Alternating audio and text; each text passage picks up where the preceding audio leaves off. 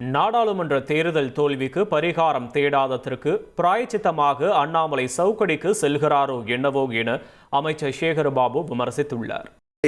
மண்டல காலம் முடிந்து அடுத்த மகர விளக்கு பூஜை காலம் தொடங்க இருக்கின்றது.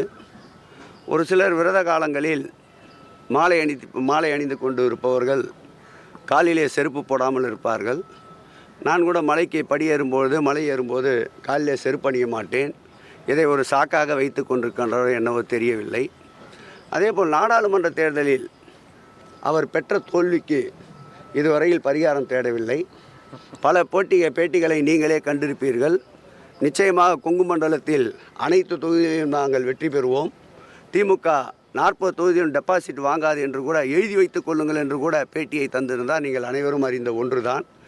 ஒருவேளை ஜெயித்து விடுவோம் என்று அவர் கூறிய அந்த பேட்டியிலே எழுதி வைத்துக் கொள்ளுங்கள் என்று உறுதி தந்தாரே, அதற்கு பிராயச்சித்தமாக இந்த சவுக்கடிக்கு செல்கிறாரோ என்னவோ தெரியவில்லை.